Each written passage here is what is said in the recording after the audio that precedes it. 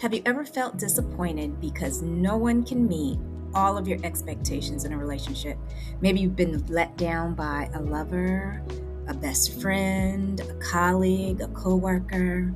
In today's episode of Held with Joy, we cover relational joy and a lot of really good tips that will allow you to take your strengths and aid you in moving forward. I can't wait for you to watch the episode.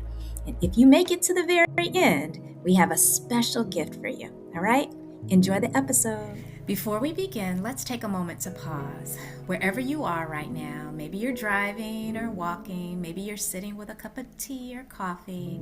I invite you just to pause for just a breath. Inhale slowly. Exhale gently. And we're just going to start our podcast with a random joy question. It's a question that you can answer for yourself wherever you are, but I'm going to ask our guests to answer this question today. What is your earliest joyful memory? Joyful memory. So I live in the island of Bermuda. And at 18 months, my parents moved us from what we call the mainland to a 23-acre island. It was an island campground back in the late 70s. And some of my early joyful memories are just swimming every single day. Wow. And we would have campers because it was a campground. So thousands of children would come over in the summer, and I'd have lots of friends to play with. So that was one of my earliest joyful childhood memories, like just lots of swimming in the sun. Oh, I love that. Love that. I'm thinking now as I ask the question about one of my earliest joyful memories, and it's a memory with my sister. I have a sister who's 2 years younger than me, and we couldn't have been very old. She might have been like an infant. I might have been maybe 2, if that old. But I remember taking a mirror, like a hand mirror, and putting it on the floor and using the mirror, but it was almost like I was looking through the floor into somewhere else. And that's where the other people were. Of course, it's just my reflection, right? But I remember having so much fun doing that and just laughing and saying like, hi downstairs, and just laughing and laughing. And my sister would laugh and I would laugh. And it's a silly memory, but I like the notion that I could make my own fun that early in life. That's the memory. And Again, I haven't had this memory verified with anyone, but that's what I remember. And it makes me smile. And it's also a really great reminder that as adults, right, we probably should make some fun, right? Right, yeah. We become really serious when sometimes it's just the little silly things that can bring us joy. Right, yeah, yeah. We could definitely use a lot more of that. Well, welcome everyone. Welcome to Held with Joy. Held with Joy is a sacred and practical space where psychological well-being, emotional health, and spiritual health meet. In this space, we talk about gentle practices that help us live with intention, especially in challenging seasons. I'm your host, Kelly Holder, and my heart behind this podcast is simple. It's to remind you that joy is always available, even when life feels heavy. And today's conversation is extra special because it is a part 2. We started this conversation already.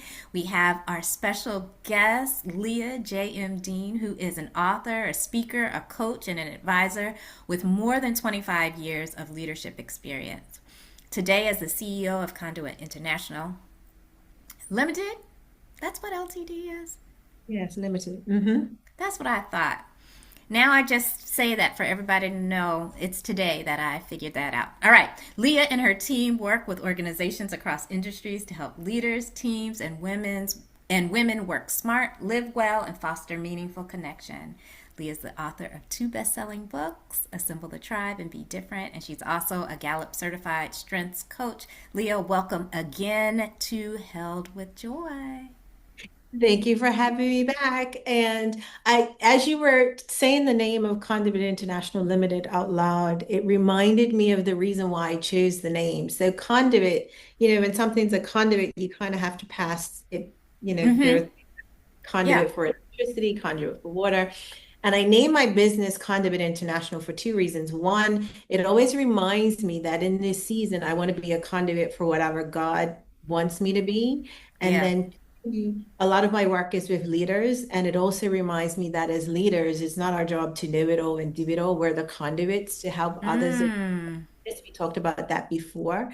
And so I just wanted to share that because I think all of us in some ways were conduits for whatever God wants us to be. Yeah. And, this podcast is about joy. And when we stop trying and pushing to do our thing and we say, you know what, God, what do you want me to do? That is actually where we find the joy when we Yeah. become the conduit. So anyway. Yeah. Oh, I love that. Thanks for taking the time to unpackage the title of your business with us. All right, well, we're just going to jump in because I want to ask about your books, Assemble the Tribe and Be Different, both of which are books I love. So if you're listening and you have not read either one of these books, I'm going to encourage you to check it out. There's links in the description area for you to do that. All right, so in your books, you talk a lot about connection and about courage. Where do you see joy fitting into the work of building brave communities and leading well, especially when life is challenging or heavy? So, Kelly, I think it is both fortuitous and intentional that you started with the question that you started with, because for me, I think my work around tribe and relationships actually began as a child. So I told you about living on that island and how during the summers there would be just thousands of kids and there would be lots of folks to play with. And I think I was one of my parents' more social children. So when they would leave, like my tribe would leave and I was alone. And so I kind of had these seasons where I had lots of community and then the community would leave. And so I remember as a child feeling torn in that way.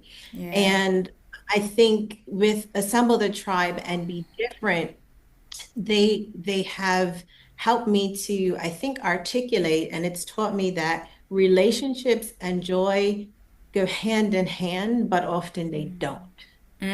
I remember okay. asking God at one point, like, how is it that we need people, but then the things that they do or don't do can cause us so much pain? Like, how Yeah, are we to reconcile that? And there are so many things that I could share, but just here's a few of the things that I hope summarize the work in the book succinctly, that helped me to make my way back to joy in relationships. And so, most of us, we want to, in the places that we live and we work, we want to feel safe. yeah, And so that also means if we're honest with ourselves, we come into relationship and community with expectations. We expect our spouses after 25, I think you're 26 this year, 25, 26 years to anticipate our needs. We expect our friends to check on us. We expect our kids to say, I love you. We expect, like, fill in your own blank with your expectations. yeah, Relationship, how people relate and behave towards one another. And so we do have these expectations, which means it also hurts when the people that we've chosen to be in relationship with don't do what we expect. yeah. So how joy fits into the work. And I think it's helpful that you use the word work because anything that's worth having takes work in relationships. Exception when it comes to fitting joy into that work for me, I'm just going to share what I've learned. So, number Okay. one, I've learned that I have to consistently remind myself that no one can meet all my expectations all the time. Yeah, Only God can do that. yeah, yeah, yeah. I have to consistently remind myself that just because somebody doesn't meet my expectation does not mean that they do not love me. It's true. I have to remind myself that I can find more joy in relationships and community when I communicate, when I set boundaries, instead of running away, because sometimes it's easier just to shut down, right? Joy is found in saying, hey, Kelly, I really care about you and I love our time together. Could we do a little bit more of it? Because that just brings so much to my day, my week, my month, right? I have to be clearer.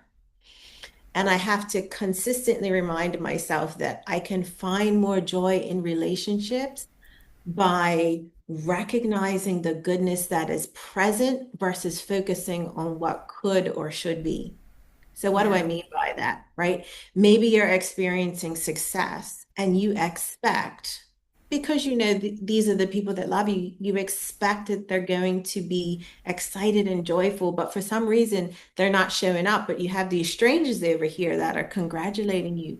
Joy says, don't focus on the fact that these folks aren't present. There are still other folks who are celebrating, right? Yeah. And I found practically, because I believe that people love me when they're not present, it's because they don't have capacity, because their lives are heavy, because they're struggling with something. And so rather than focusing on what I don't have, I Mm-hmm. try to stay present in the joy that's right in front of me.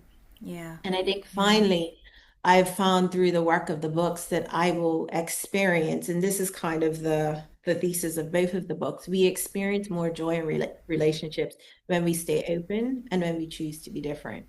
So when I Yeah. lived on the island as a kid, I had to stay open because I was going to have new friends every summer, right? So be open to new friends, and be different, you know. And I think what I've learned is that God promises us that when we refresh others, we will be refreshed. And when we Mm. stay open to new people and we're loving on God and loving people, He always makes sure that we get the community that we need. And Yeah. that's the promise, right? Nobody can do it all, can be it all.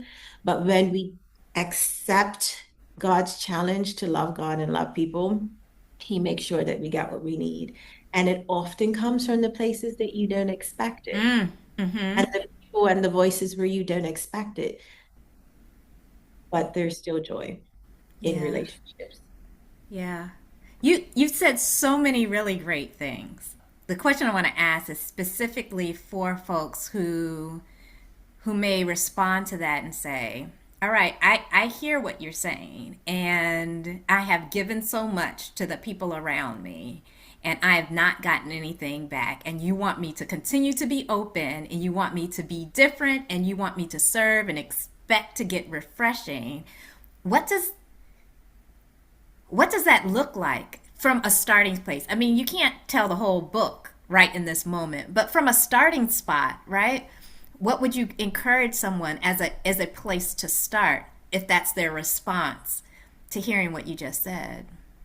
Yeah, yeah, right. But I'm tired of giving, essentially. Mm-hmm. Mm-hmm. So I talk about it in both of the books, right? Relationships are complicated, which means Yeah. the answer isn't an easy one.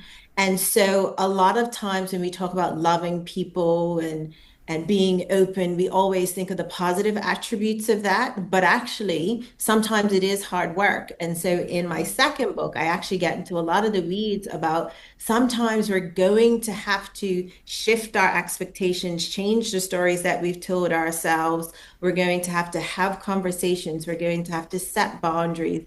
We're going to have to change the tune in the way that we speak, because sometimes it's the way that we're showing up and giving in the relationships.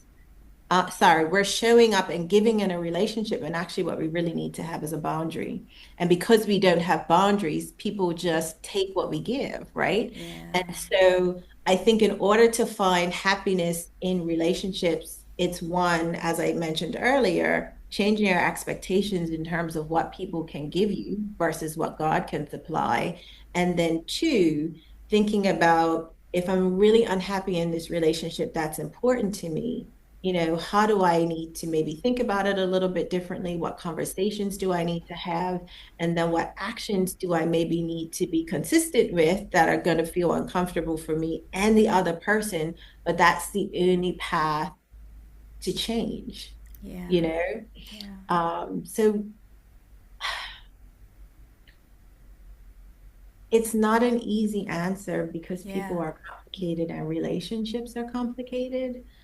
But I think if you say to that friend, hey, when you did this thing, this is how it felt. And but I know you care about me, but that didn't feel good for me. So how could we maybe do that a little bit differently going forward? Or, hey, I need you. I have this one with my kids, right? I actually have stress when the kitchen is a wreck when I come down to make my breakfast. I really need you guys to make sure. I don't actually care what time it is, but just make sure it's clean when I get up, right? And then consistently ask for it because that's important to you. Sometimes the work is just in trying to be consistent with the boundaries that we've had to create or asking for things because we're not comfortable Yeah. asking for what we need because we think it's going to make life a little difficult. And so the answer is, well, how does life feel right now? What's the downside? There's nothing to lose. Right. Yeah. Yeah. I hear you saying that number one, there aren't any simple, like, three-step answers, right? I can't give Um, the, yeah. Because there are none, they don't exist. But it's worth every effort to take that time to evaluate what you're needing, how you can get the support, but also in return, how do you show up for yourself, which often sometimes is the ways we're needing to show up in the world too. yeah. And God does something really special in that as He grows us and teaches us how to care for ourselves, it's those same tools that we then use to nurture folks around us. It's a two for one special, I like to say. Yeah. I mean, and that's essentially why I ended up, well, I'll say, I think God asked me to write the second book because the first book was all about find community and here's the reasons why it's important. The second book was about, but what happens when you put in all the work to find them and it's so painful and it's 40 different devotionals. Like there's 40 different ways and there's probably hundreds more, Yeah. but it's just a reminder that there isn't a simple answer. Um, and that's okay. Yeah. Yeah. That can be okay. That is more than okay. Yeah. As we talk about this, I can imagine maybe someone thinking, "Oh my goodness, like there's so much work for me to do. There's things I might need to change, things I need to do differently." And I'm wondering, from your perspective as a Gallup certified strengths coach, how do you aid people in honoring their strengths? Sometimes it's easy to look at, well, I know I've messed up in these ways, but how does honoring our strengths help us hold on to joy and aid us in the growth that we're really looking for in our lives? I want to say one thing before I answer that question Okay. because you triggered something in the question for me. When it's so overwhelming, where do I start?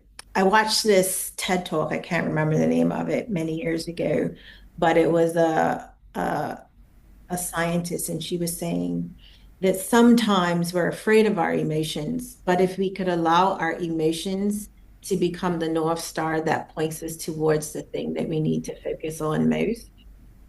So I think if you have a lot of things that maybe you need to work on in your relationships, think about the ones that are closest to your heart and then allow that to be the place where you start. Because one of the things that I've learned from you, Kelly, with the work that you do is when it comes to wellness, often we create these long lists of things that we have to do, when actually, if we could just kind of find the piece that makes the most sense for us in the moment, that's where we Yeah. find the most joy. And so I wanted to share that because I just wanted to relieve that pressure Yeah. valve, Yeah. right? Thanks for Relationships doing are that. complicated, but we don't have to fix it all at once. But just like, No. what is the thing that you feel like God is asking you to focus on most prominently in your relationships right now? And just start there. And Yeah. he'll, you know, Yeah. I love that. I love that because it again, we do need to be relieved from the weight of looking at all these things and saying, where do I start? And that's a great place to start. What is closest to my heart? What is the one thing that makes most sense right now? And just that will focus bring in. joy today. Right. Yeah. Yeah, yeah, yeah. For sure. But going back to your question about, how does honoring strengths help us hold on to joy? this is where I kind of love the work around strengths. So, according to the research and Gallup, they've been around for almost 100 years now. They've profiled over 33 million people. And what we find in the research is that people who know and use their strengths every day are 3 times as likely to report having an excellent quality of life and 6 times more likely to be engaged in their jobs. Outside of work, the research also shows they have more confidence, they have more direction, and they're kinder and they get involved more in the community. And we know that God has designed us to first love Him, but then also love people. And so all of these things, like our strengths, actually lead us to joy. So if you want to experience more joy in your life, like what better opportunity is there than to take time to understand your innate talents, those things that you kind of have done from the time that you were a child and nobody taught you how Yeah. to do, and then you kind of invest in them and continue to pour into them until you get to the point where, like, no matter where I am, I know I can do that thing really well, because that actually opens you up to being vulnerable as well. Like, hey, Kelly, I can't do that thing that you do really well, but here's the piece that I can do really well. And that's when we get to start having fun at work, in our families, um, and in our communities. And so I think that is the way that joy comes into this whole idea of strengths, honoring who God created you to be Yeah. and what that looks like will always bring you back to joy. Yeah. Yeah. I love I keep saying this after you speak. And so those of you listening, you're just like, that's her common response. I love that you said that. Maybe I'll need to come up with some new phrasing. It is what you said is spot on in the work I've done and the opportunities I've had to see people grow and flourish, by being able to lean into what their strengths are. The lovely thing also about strengths is it allows you to do very difficult work. I will share that, and maybe some of you listening already know this. I'm a clinical psychologist, and currently I work in cancer care and cancer communities. And I've worked in other health populations before, but I'll often hear people will say to me, how do you do that work? How do you show up in the spaces where there's a constant conversation about mortality, about illness, about, fears? And in this moment, I can say, because one of my strengths is sitting and being with people. And because it's a strength, it doesn't feel like the scary thing everyone tells me my work is supposed to be for me. It's something different because I get to use one of my strengths regularly doing this work.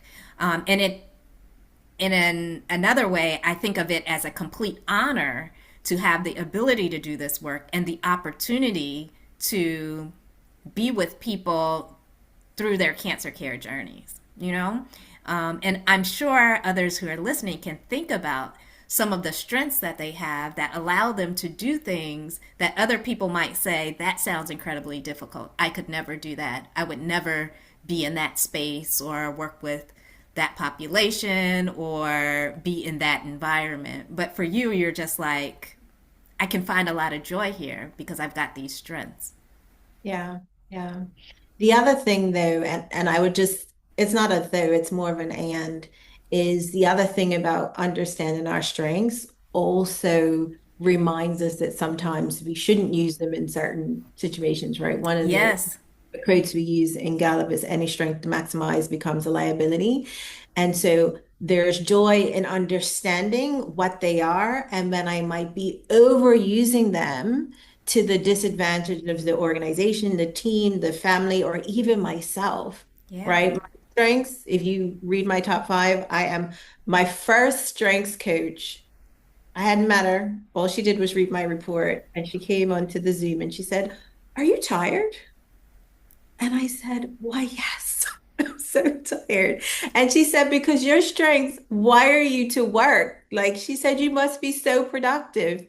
And I am. And so part of my work is actually not using some of my strength sometimes so that I can find my way back to joy. So it's just kind of Yeah. everything has two sides, Yes. nothing completely simple, but there's the opportunity Yeah. on both sides of the coin. Yeah. I love that. And since I use myself as an example, the example I would give is that when I first became a psychologist, I learned very quickly that I had to use my recreational time differently than I was using it before I started doing this work. And so, because I get to do heavy work, my play is not heavy. I do not watch heavy TV. I do not watch heavy movies. I do not engage in things I do not need to that pull emotional content. I save that for my work so I could do it joyfully and I don't spend it in other spaces if it doesn't need to be spent. So I can see, how that works and how it's played out in my own life. Yeah, that's the whole sermon right there. Yeah, yeah, yeah, yeah. All right. So we're coming to the end of our time today. And, given what you've just said about strengths, how would you just gently encourage someone to start leaning into their strengths in connection with joy? What's just one little small thing someone could do today? So I would just say take a moment, close your eyes, and think about something that you have always just naturally done from the time that you were a child. The thing that people said, "Ooh, you're a natural," or "You do that so well." And then just think about, would it bring you more joy if you were able to do that thing just a little bit more? And figure out how you can weave it into your day. That's That's it. that's good advice. How can you weave it into your day right now? Maybe not in a big way, maybe it's in a small way. Yeah, consider it. Consider it. Leah, thank you so much for being with us again and sharing your wisdom and your I have on time. my joy shirt as well. I I was love that. inspired by you during our first episode with the shirt where you had the joy quotes. I bought my joy shirt today. I love it. Thank you so much for wearing it and being here. Everybody, I just want to remind y'all that joy is always available. It's always available in every season, every experience. And it doesn't come easily. And it always doesn't look the way we think it should look. But it's there if we take the time to look and to listen. And today, if you're having trouble reaching it, if it feels far away or buried underneath everything you're carrying, please remember this: you are seen, you are valued, you matter, and you are held with joy. Until next time, take gentle care of yourself. All right? Bye. That was such a good episode, and I'm so grateful to Leah Dean for being with us and sharing her wisdom. If you have not read Assemble the Tribe or Be Different, get them. The links are below in the description box. And I have a very special gift for you: a free tool and resource called the Relational Joy Blueprint. It's something I put together just for you, specifically because of this episode. This guide is to aid you in cultivating connection, social self care, and authentic community across every circle of your life. Now, remember, here we don't conjure up joy. Joy is a gift of the Holy Spirit. The joy of the Lord is your strength. And based on that principle, we can learn how to live, how to love with others, and how to have joy in multiple connections. Get this guide, it will aid you. It's free for you, all right? Check it out, and we'll talk soon. See you in the next episode.